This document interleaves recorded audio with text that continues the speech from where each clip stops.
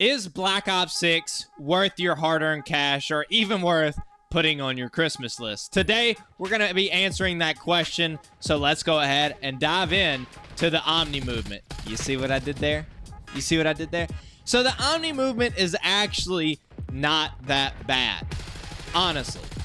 Whenever I started to play this thing in the beta, I refunded the whole game, said I got to have my money back because this game was not going to be it for me. Now, for granted, all we had was multiplayer on a couple of trash maps.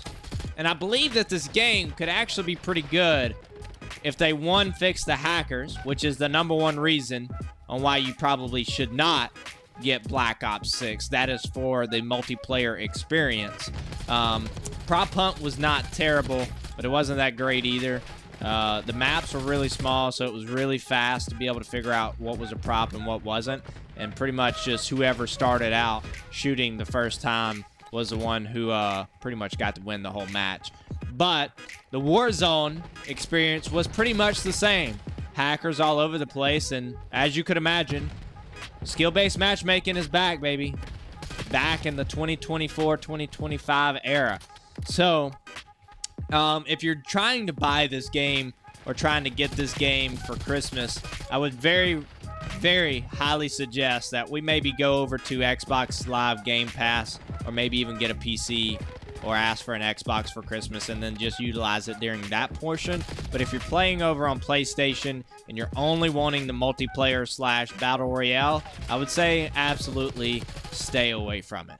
Now, I've put 250 hours into Black Ops 6, which is why I'm actually bringing up this topic to begin with, because I feel like I've had enough time to really give my honest opinion on Black Ops 6 and, you know, if people should buy it or not. Now, there is a ton of new weapons or new-ish weapons, I guess you could say. I've seen a lot of these weapons before in a lot of the Call of Duties, but, you know, they're pretty fun to use. Like I said, zombies is pretty much where I'm at, but I don't want to jump off into that right now. So, speaking of ranked play, you can play a little bit of it after you've won 50 multiplayer matches, which kind of brings me back to, if you're buying this or trying to get this for multiplayer, absolutely do not waste your breath with it, and probably wait until they do something about the hackers and the price goes down. Because usually about the time they do something with the hackers, the price goes down because not as many of the hackers are making accounts and playing, which means you get the gist here. You get the gist. Also, I want to talk about the microtransactions and the DLCs. So the DLCs kind of come along as, you know, they usually would, and you can get them through the Battle Pass, and if you don't complete the Battle Pass, sometimes you don't get the weapons, and that is looking like it is going to be the case for this Black Ops 6 series as well.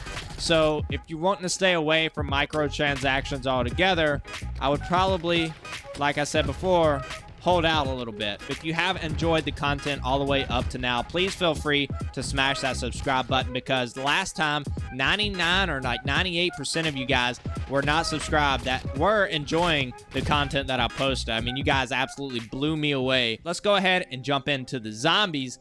Now, this is where I get a little passionate about the game of Black Ops 6. I have absolutely enjoyed the zombies experience. We have gotten 2 Easter eggs. We got 2 maps right off the rip, Terminus and Liberty Falls. There's so many more Easter eggs that's inside of this game that I still have not even found yet. There was secret weapon abilities up in the right-hand corner, as you can see right there. You know, there's so many different things inside of the zombies. I mean, you have the augments now, which are the perks and the ammo mods that you can actually upgrade, and you can put little abilities onto your perks, which are really cool, dude. It's like, it's amazing, because now we can kind of swap through and kind of figure out our game style and our play style and kind of figure out which ones are the best ones. By the way, there is going to be a video on that, and if you haven't joined into the Discord, you should do so, because we're going to be doing some prop hunt tournaments in the future. So anyway, but yeah, there is just so much. There's so much meat on the bone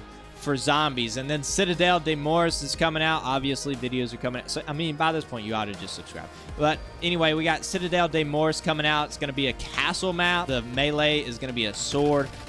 They're already talking about the elementals that the sword is going to carry. So, obviously, we'll have Easter eggs on that map. So, there's just so much that you can do.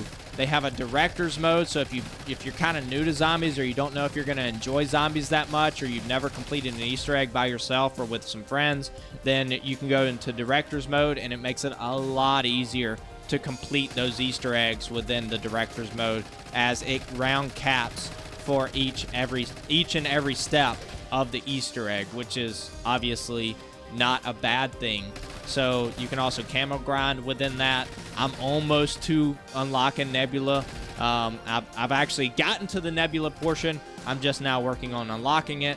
But there's just so much that you can do. There's so many Dark Ops calling cards. And like I said, so many side Easter eggs. You're getting free perks and free spawns for different things inside of the map. 2 new wonder weapons. I mean, I could go on and on and on. Gobblegums are back. So if you ever played BO3, BO4, Gobblegums were in there, and obviously they are back, which is pretty nice. And now you can, speaking of the microtransactions, you can actually buy the Gobblegum packs. And usually whenever you buy into some of these other things, you can actually get Gobblegums out of them as well. And last and final is the Prestige. So you can actually prestige all the way up to level 10, and then it is a master prestige after that, goes all the way to 1,000 levels. Someone has somehow already unlocked this, but with that being said, there is just so much that you can do, and it also will grant you Gobblegum packs as you prestige. Now, whenever I was camo grinding, I noticed that as you prestige, it doesn't affect you that much because you're probably going to have some weapon packs from this or that. So just go ahead and prestige. I promise you, it more than likely is not going to affect you any. It just cuts down on a few other things.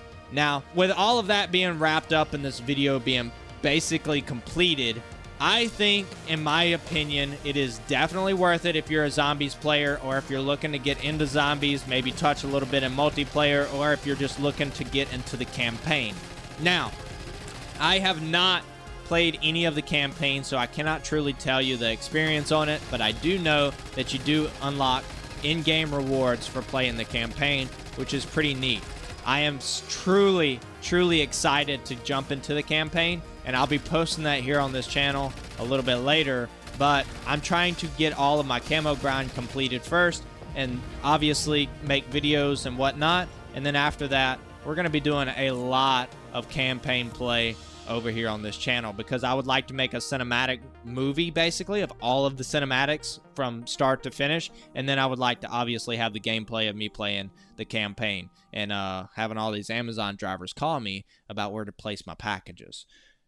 Anyway, that's a story for another day. Let me know down in the comment section below, what do you think about Black Ops 6? Is it worth it? Is it not? And I'll see you guys in the next one. Make sure to like the video.